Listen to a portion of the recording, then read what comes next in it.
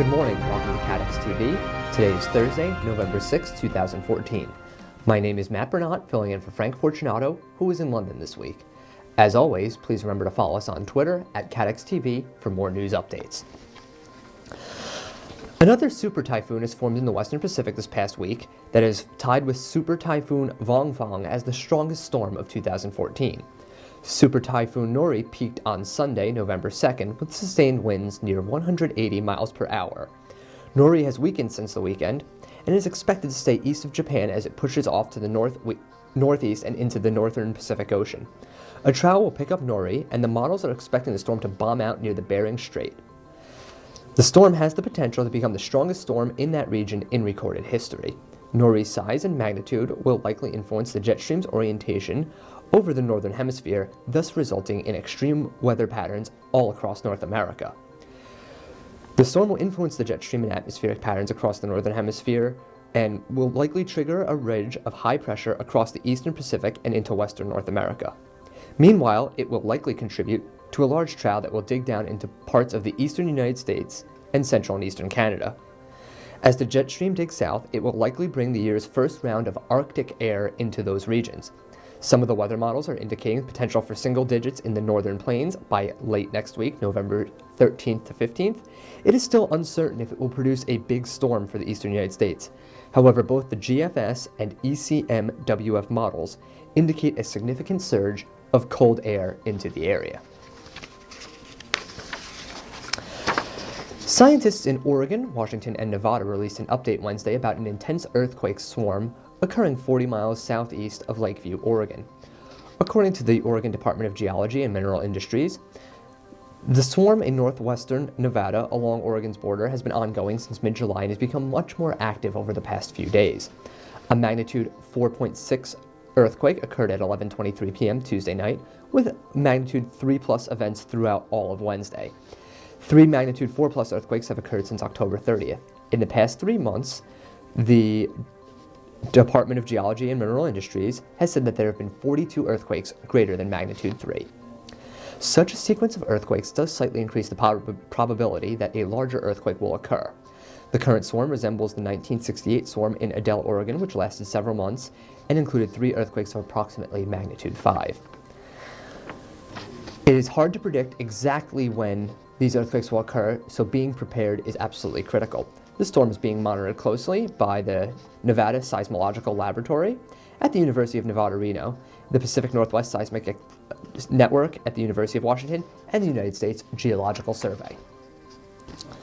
The world's largest reinsurance company, Munich Re, reported that its target full-year profitability remains on track for 2014, despite the continued intense competition in the market as low levels of losses boosted its income for the third quarter. The quiet hurricane season has again helped the major reinsurers to a much better than expected quarter. Munich Re reported that its expenditure for natural catastrophe losses was well below the reinsurers' expectations, coming in at about 100 million euros compared to 306 million euros for quarter 3 of 2013. This low level of losses contributes to Munich Re maintaining a full-year profit target of 3 billion euros. CFO Jörg Schneider explained there will always be uncertainties, for example the winter storm season that is just about to start in Europe. To date, however, losses from hurricanes in the USA and the Caribbean have been rather low. Overall, we consequently now expect to achieve a full profit of just over 3 billion euros. Market conditions remain a challenge for Munich Re, and the reinsurer continues to adjust its business mix in order to navigate the worst price and softest areas of the market.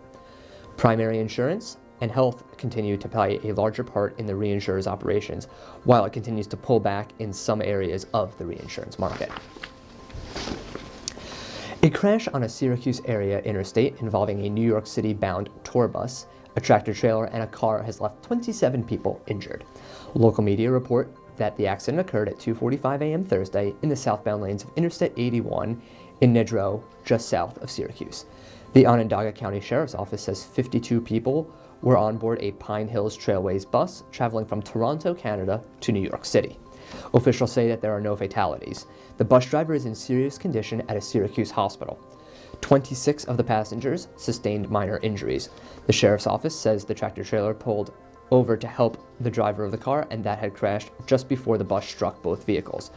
Police say the car driver has been charged with driving while intoxicated. I-81 southbound lanes were closed until shortly before 5:30 a.m. this morning. While private pilots and skydivers have to take out extra life insurance to cover the added risk of their pursuits, space tourists do not need special policies on their high-flying rides.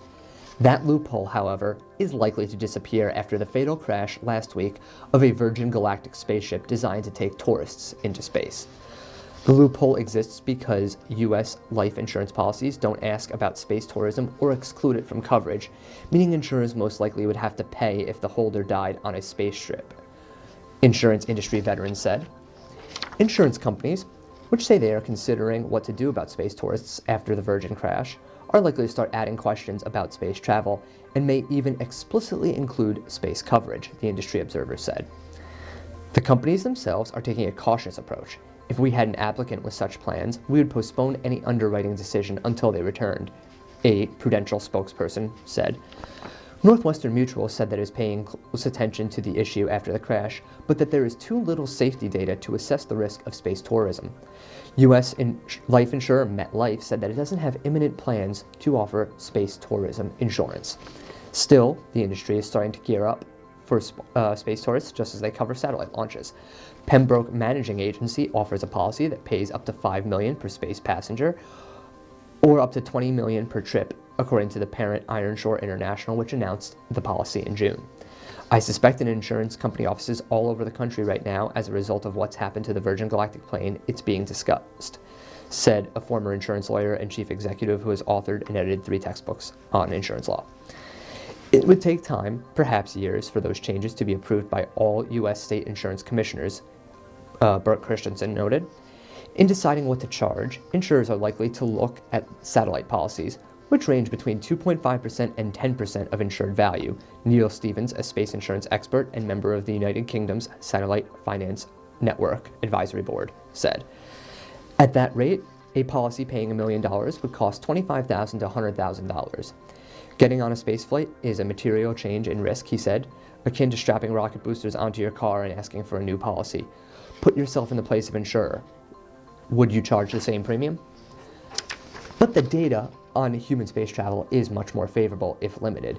There have been no fatal suborbital manned flights and 3 fatal orbital space shots, including the U.S. Space Shuttle's Challenger and Columbia with 14 deaths, and a Soyuz flight that killed 1, according to the Seradata Space Track database. That puts the risk of a fatal accident on a manned orbital or suborbital spaceflight at 3 in 306, or just under 1%. Given those numbers and the few people who are likely to fly on space rockets, you come up with a very, very tiny probability of death. And insurance companies may even conclude that because of that, it's just not worth charging extra. That's the news for today. Thank you for watching. If we have any important breaking news, we will come back on and tell you.